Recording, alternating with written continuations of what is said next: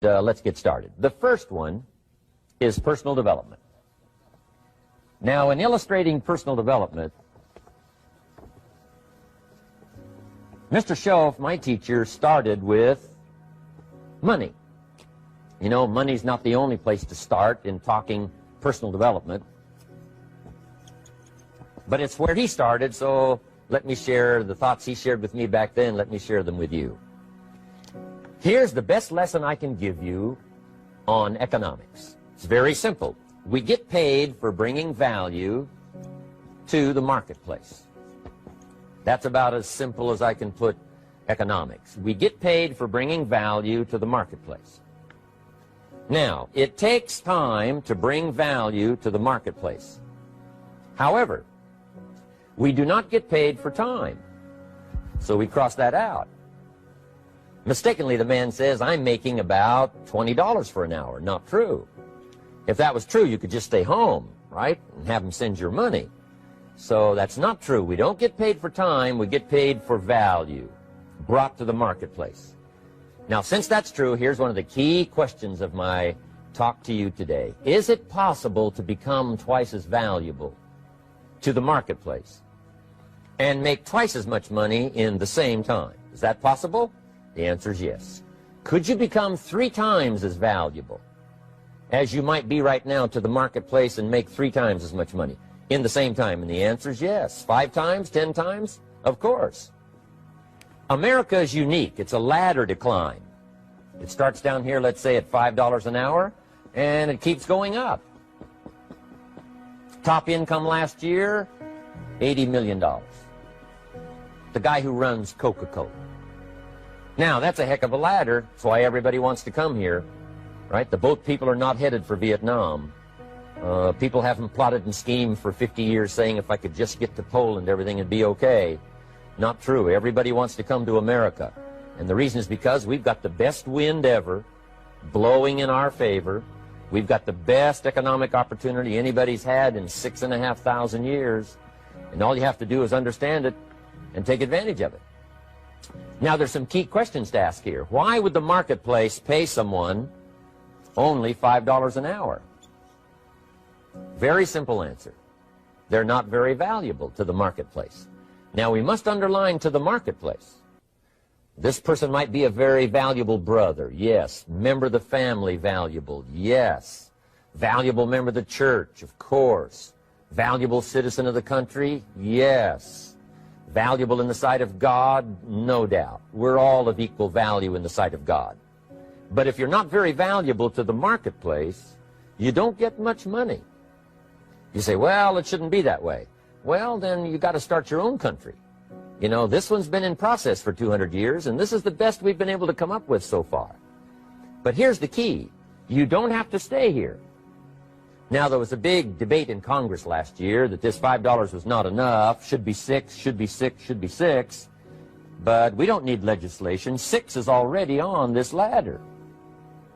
The next step up. You know, if you work for McDonald's, they'll pay you $5 an hour to take out the trash. If you whistle while you take out the trash, they'll pay you $6 an hour. So we don't need that legislation. You just need to take lessons on how to whistle. Have a good attitude. Now, as you begin to climb this ladder, why would the marketplace pay some people $50 an hour?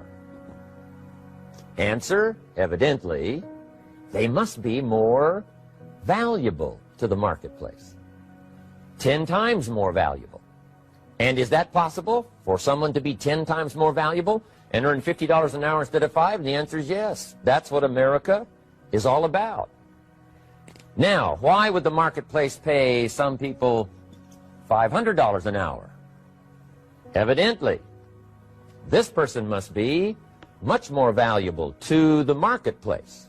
That's what's important to understand, to the marketplace. And would the marketplace pay one person $80 million for 1 year's work?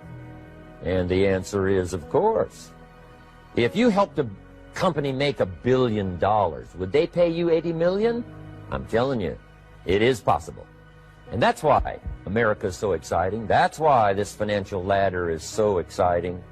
It's possible for all of this to come true for all of you, no matter where you start. As a student in school, just getting started out there in the workplace, This is all possible for you.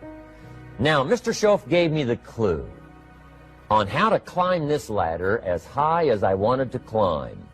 Now, we're talking primarily economics here. There's a lot of other ways to become valuable to your family, valuable to your friends, valuable to the community, valuable to the team, right? Valuable to the team effort, valuable to the concert. But here's what he said to me. In climbing this ladder economically, all you have to do is work harder on yourself than you do on your job. Once I heard that, it made sense to me.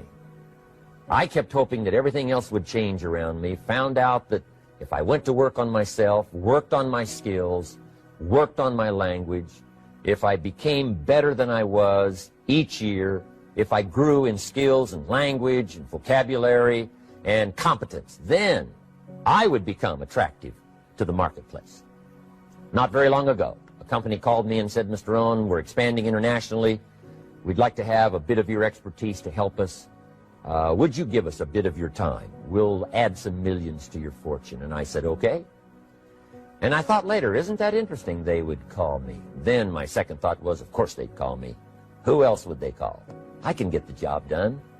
Now, what a contrast for me, farm boy from Idaho, raised in obscurity, parents of modest means, broke when I was 25. How come I would get a telephone call and someone offer me a lot of money to help them in expanding around the world? Simple answer, evidently. Something happened to me between age 25 and where I am today. And I can tell you where it all started. From my teacher, Mr. Schoaf, who said to me, we don't have to change what's going on out there. That's the wind that's blowing. All we have to do is change what's going on in here. And now there's several ways to do that on personal development. And let me give you those ways. Here's the first one. We must learn from personal experience. Pretty simple. Learn from what happens to you. Take a look back over the last few months. Did you make some mistakes? How could you correct those for the future? Take a look back over the last year. Have you done it right or done it wrong? Let's correct it for the next year. Learn from your personal experience. Mr. Schoaf asked me when I first met him, he said, Mr. Rohn, how are you doing? You've been out there now 6 years. And I said, I'm not doing very well. He said, I suggest you not do that anymore.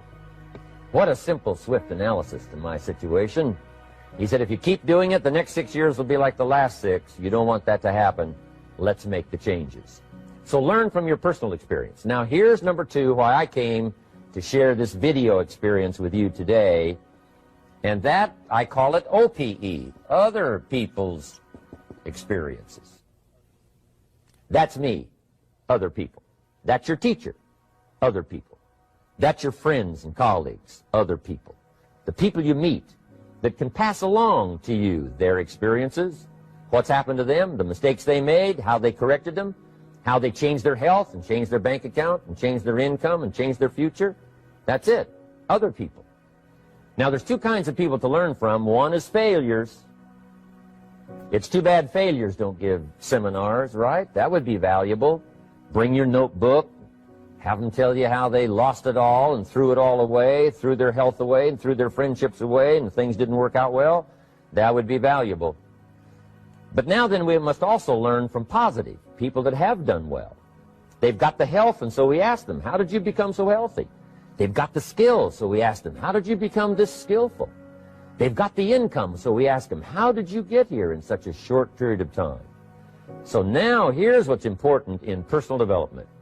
In learning from other people, we learn, number 1, by observation.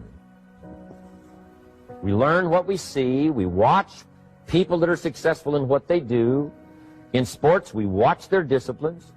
In business, we watch their disciplines. By observation, what we can see. The reason I created this video is something that you could see someone's experiences translated for you. Second, we learn by what we hear. I've got some of my lectures on cassette tapes, so you know you can take them with you wherever you go and learn by listening. Turn your car into a mobile classroom and listen. And then listen to the sermon on Sunday morning. Listen to the lectures. Listen to the teacher. Listen to someone who's got something good to say. And then number 3 is vitally important on personal development, and that is read all the books you can possibly read in your lifetime. Mr. Schoaf got me started on my library. I've got one of the better libraries. Haven't read everything in it, but I feel smarter just walking in it. My library. At least I was smart enough to buy it. Now I got to be smart enough to read it. And then, of course, I got to be smart enough to decide what's valuable and then do it. But this one is very important. Become a good reader. Some books that helped change my life. Mr. Schoaf recommended, of course, the Bible. And my parents made sure I was a pretty good scholar by the time I was 18. That's been so beneficial for me, drawing from those illustrations, reading about those stories, people who made it and people who didn't make it, and what the difference was. And then other books that helped to really change my life. One called Think and Grow Rich by Napoleon Hill. And then a book that helped me become financially independent by the time I was 31. And that book is called The Richest Man in Babylon by George Clason. And I'm going to share a little bit of that book with you when I get to financial independence today, our 3rd subject. But I started reading the books, attending the classes, making sure that I got in front of people that had something good to say. And then I started keeping a journal. One of the major things my teacher taught me was to keep a journal. He said, don't trust your memory. If you hear something good, just make a little note and write it down. Now, at first I took, notes on pieces of paper and torn off corners and backs of old envelopes. And it didn't serve me well, thrown in a drawer. Then I learned to keep a journal, a bound copy of all my notes. So I would suggest you do the same. Things that impress you, a poem that impresses you. When you attend a class, some of the ideas that impressed you, jot them down. You read something in a magazine, right? Some ideas. Take those out, put them in your journal. Keep a good journal the rest of your life. This will serve you well. My journals make up a significant portion of my own library. And if you saw my library and saw my journals, I tell you what you'd have to say. This is the library, and these are the journals of a very serious student. No wonder Mr. Rohn is invited to lecture and speak on his experiences around the world. So I want the same thing to happen to you. Value captured that you can resort to later, go back over it and review it, and let it become valuable to you. So that's my first subject, personal development. Work harder on yourself than you do on your job. Develop the skills. Learn the lessons. Take the classes. Absorb all that is being taught to you these days. And then later on, of course, you can sort it out, what's valuable to you and how to refine it for your business and for your life and for your future. But the main thing is to get it and start this process of personal change, personal development. And let me say it one more time. If you will change, everything will change for you. You'll never be the same. You'll keep growing. As you look back on a few months, look back on a few years, you won't believe the progress you can make. Economically, your relationship with your family, your friends, and whether you're in sports or economics or whatever, I'm telling you, that whole process of committing yourself for personal change, personal value, can really make your life unique and worthwhile. Now let's cover the second subject, on setting goals. Mr. Schoaf gave me some tips on setting goals that changed my life forever. And I want to share those with you.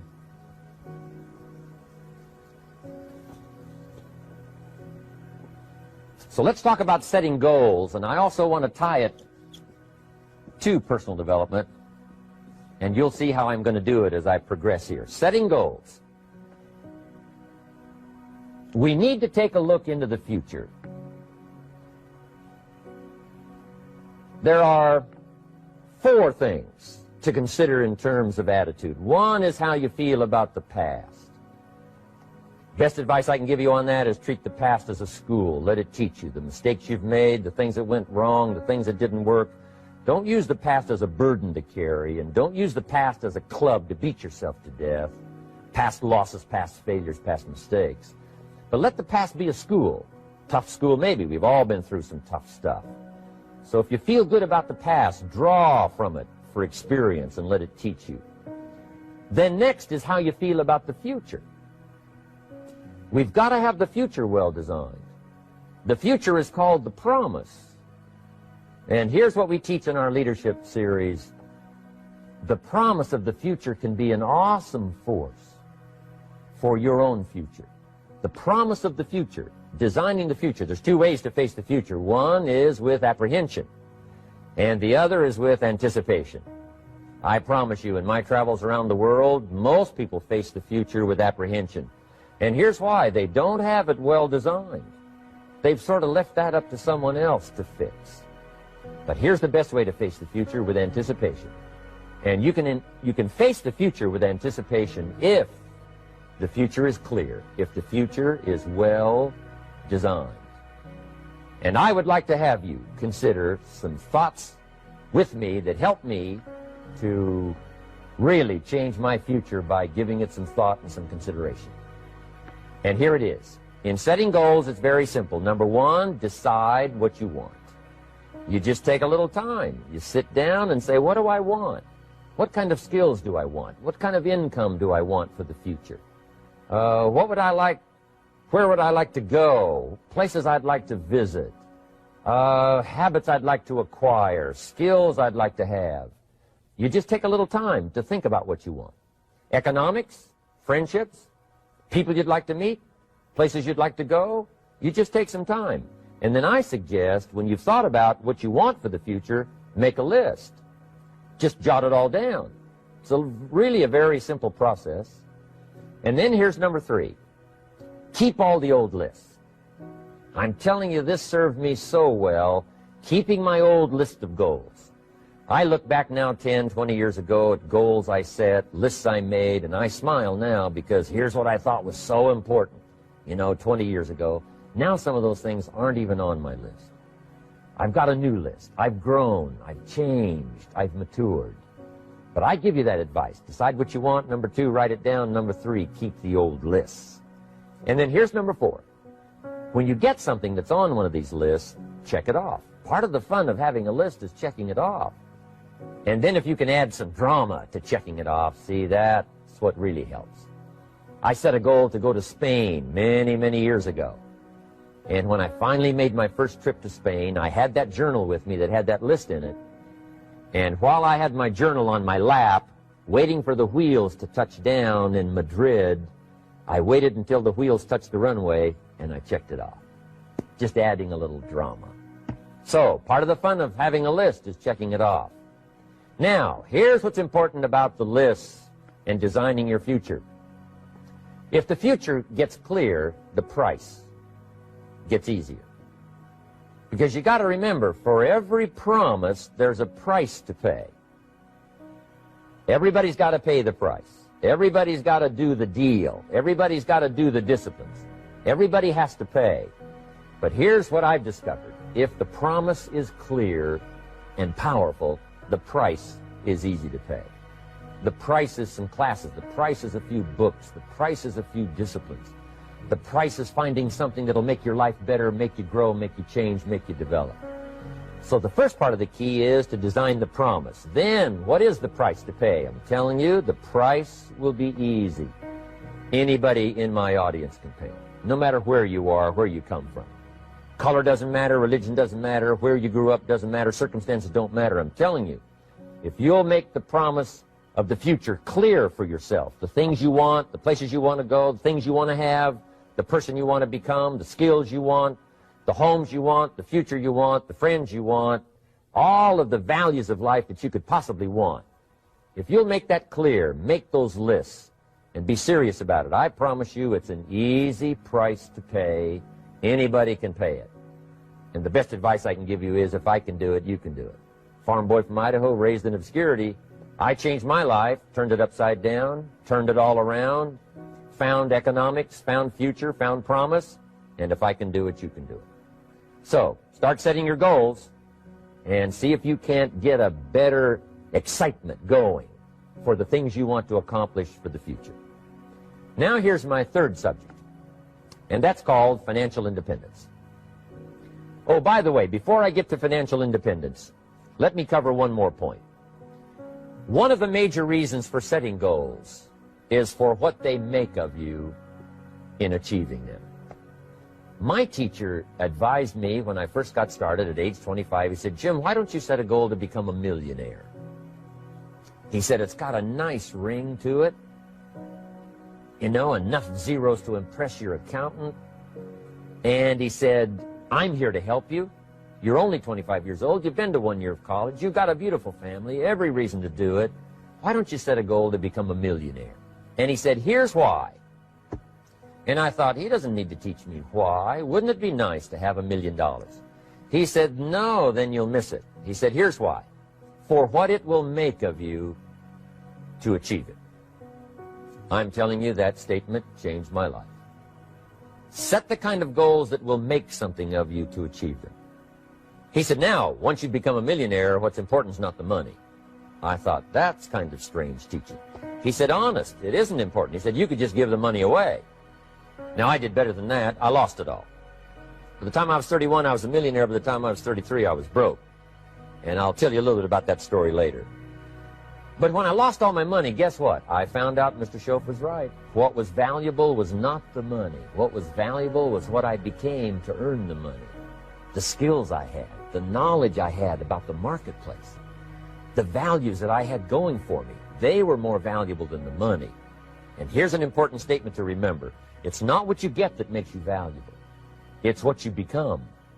So part of the key here is to set the kind of goals that will make something of you. Don't set them too low so that you don't have to grow and you don't have to read and you don't have to try and you don't have to stretch. Don't set them too low. And then don't sell out. Don't go for something that's going to cost you your virtue or cost you your values or sell out your principles. There's a good middle road here to follow. Goals that will inspire, goals that will help you grow, change, develop, and become better than you are. Okay. Now let's talk about financial independence. How to become rich by 40, 35 if you're extra bright, much sooner if you find an opportunity like I did. Let me show you how I did it. Financial independence. First of all, I like the phrase financial independence. Some people are a little bit concerned about using the word becoming rich or becoming wealthy, and I can understand that. I struggled a little bit with this. Is it okay to go for becoming rich, go for becoming wealthy? And maybe that's a bit too strong a word or strong a term. So here's what I've come up with that I think is comfortable for me, and that is how to become financially independent. I think it's every person's heritage here, especially in America, to become financially independent. Now, let me give you my definition of financial independence. Financial independence is the ability to live from the income of your own personal resources. Financial independence. Now, it depends on how you want to live. If you need $2,000, $3,000 a month, if you need $4,000 or $5,000 a month, if you need $10,000 a month, some people may need, you know, $100,000 a month.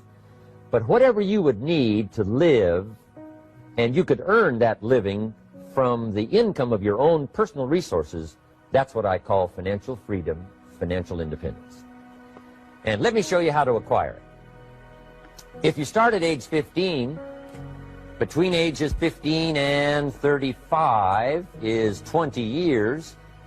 And in my personal opinion, based on my own studies and my own experience, 20 years, in my opinion, is enough time to become financially independent. If you're not, you don't live in the wrong country. Probably what's happened is you have the wrong plan. And it's easy to be a nice person with the wrong plan. I found that when I was 25 years old. I was broke at age 25, and I was a nice guy. You would have liked me. But I'm telling you, my plans up until then, especially my financial plan, left me broke. I totally changed it the next 6 years, and I became financially independent. So I know what I'm talking about. It is possible in a reasonable amount of time, 15 to 35, whatever, 20 years' time, enough time. You can do it in a much shorter period of time, like I did if you want to. But this is a reasonable enough time. But here's number one. First of all, you got to have the right philosophy. Philosophy is our ability to gather knowledge and sort through it and decide what's valuable. To develop a philosophy about life, a philosophy about our health, a philosophy about our family relationships, a philosophy about economics. And if you develop the right philosophy, that's what helps to set this sail so that in 6 years it takes you where you want to go, instead of winding up like I did that first 6 years of my economics, broke, no money, empty bank account. The right philosophy. Now let me give you a couple of philosophies to consider. Here's the first one. It's called the philosophy of the poor. And here it is. Poor people usually spend their money and invest what's left. That's the philosophy of the poor. Now here's the philosophy of the rich. Rich people invest their money and spend what's left. And here's the startling answer. It really doesn't matter what the amount is. What's most important is not the amount. What's really important is the philosophy. So I would ask you to adopt this philosophy of spending after you have invested. Invest first, then spend. And I've got a little formula that I'm going to share with you. Now, what should a child do with a dollar? I mean, there's a lot of debate going on, I'm sure, across the country on what a child should do with a dollar. Here's one opinion. It's only a child and it's only a dollar. What difference does it make? Well, in my opinion, it makes all the difference in the world. A person's economic future starts with a child with a dollar. Somebody says, oh, no, you're only young once. Let him spend it all. Well, when would you hope that would stop? Somebody says, well, wait till he's 50 and broke like me, and, and then he'll learn.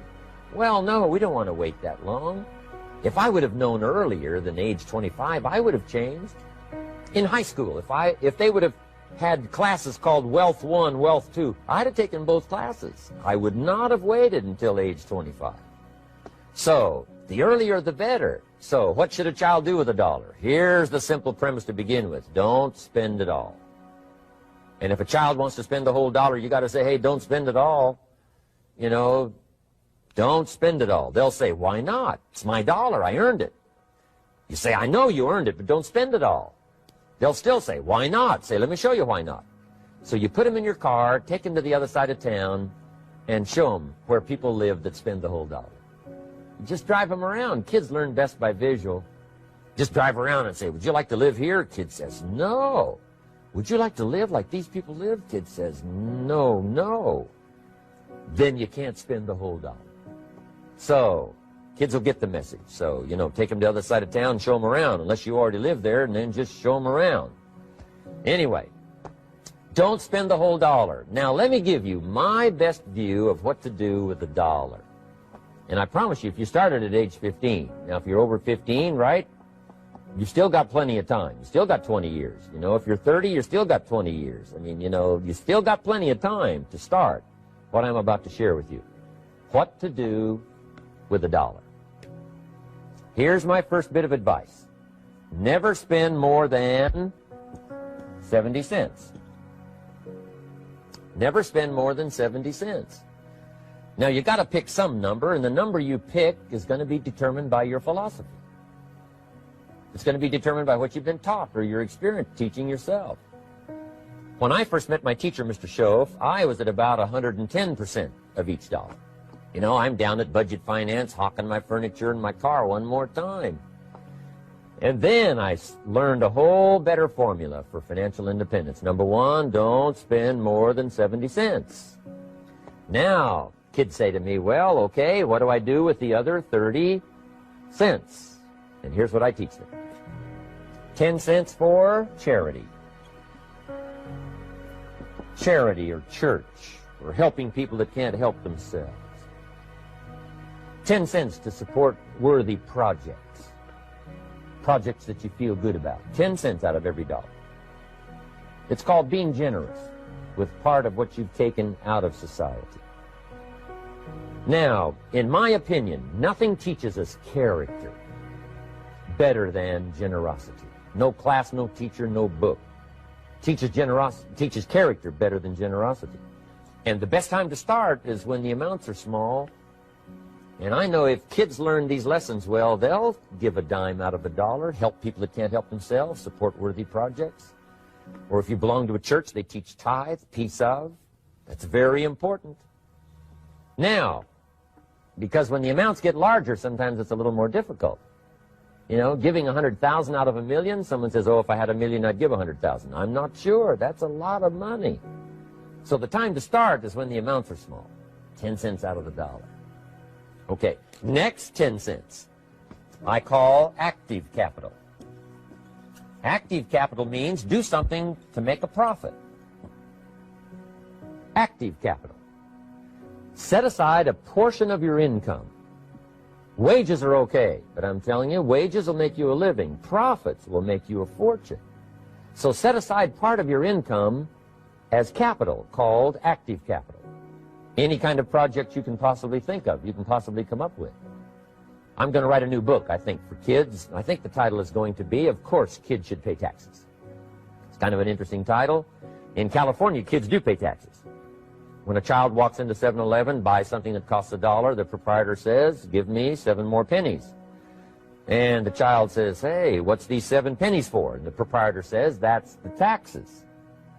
Kid says, well, hey, I'm only 8 years old. Proprietor says, congratulations, you're my youngest taxpayer. Give me the money. So in California, where I live, kids do pay taxes. Big question is, should they? And my book will answer that question. Of course, kids should pay taxes. Nothing is for free. If you want to ride your bicycle on the sidewalk instead of in the mud, you got to pay the 7 pennies. Nothing is free, so we all have to pay. So, 10 cents out of your living, out of the money you earn, set aside for capital. Capital to try your best to show a profit. And in my book, it's going to be all kinds of ways kids can make money, right? 2 bicycles, one to ride and one to rent. I mean, you know, it doesn't take long to figure out some enterprise that'll start making a profit. Then you must jot this down if you're taking notes. Profits are better than wages. 1, you can't usually start wages until you're about 16, 15, 16, but you can make a profit long before you're eligible to start earning wages. And then there's no limit to profits, and they can double and triple and quadruple. You know, there's no limit. It's incredible how fast profits can grow. So profits are better than wages. Wages make you a living. Profits make you a fortune. Now, the third 10 cents is vitally important. I call it passive capital. Capital you let somebody else use. A financial institution, stocks and bonds, mutual funds, whatever. Let someone else use it. You furnish the money. They use it to make a profit, but they pay you for the use of it, called interest. And here's one of the things that'll make you financially independent fairly quickly, and that's called compound interest. And this is how you get it. Letting someone else use a portion of your money, your substance. They show the profit, they pay you interest. And this passive capital, I'm telling you, over a sustained period of time, if you'll develop this little 10, 10, 10, and 70, especially starting at age 15, I'm telling you, by the time you're 35, you will be financially independent. You'll have the ability to live from the income of your own resources. And then one more point on passive capital. There's a Bible philosophy. I'm an amateur on the Bible. But there's a Bible philosophy that teaches the borrower is servant to the lender. And if you want to be in a powerful position as you grow older, finally when you become mature, maybe have your own business, things have worked out for you for the future, the position you always want to be in is the power position. And that's called the lender. The lender is the power position. So if kids learn early enough, and then you ask them what they'd like to be when they grow up, I'm telling you, once they understand, they'll say, well, one of the things I want to be is one of those lenders. That's the power position, not the spender. No, you'll be pitied the rest of your life if you just become a spender. You got to become a lender. And I think this is the one formulas to follow. 10 cents out of every dollar. Let someone else use it. Be the lender, power position. Then try to show a profit. Can't we teach our children how to take $1, search the neighborhood, find a broken wagon, pay $1 for it, bring it home, you know, clean it up, sand it until it's clean, paint it red till it shines, straighten out the wheels till they're true, take it back to the neighborhood, sell it for $5? Anybody can do that. Now, does the child deserve $4 profit? And the answer is yes. Society now has a mended wagon. And that's what America's all about. Finding something, touching it, making it better, making a profit, taking part of your resources, helping people who can't help themselves. Let someone else use it to make a profit. Some projects require more capital than one person has. Exciting. and then let them pay you for the use of it? America's had this philosophy now all these years. Communism has taught all these years capital belongs in the hands of the state, not in the hands of the people. We've been teaching all these years capital belongs in the hands of the people, not in the hands of the state. And we turned out to be right. Capital in the hands of the kids, capital in the hands of the people. Enterprises that make a profit, enterprises that grow. It's the hope of our future. So that little simple formula, I hope, will help you. Now, one more key on financial independence, and that is attitude. Attitude. Here's number one. I used to say, I hate to pay my bills.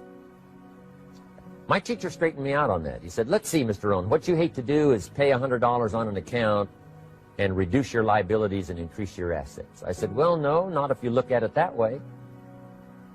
He said, well, it all depends on how you look at it. So wouldn't you love to pay your bills, reduce your liabilities, increase your assets? You got to have that kind of attitude.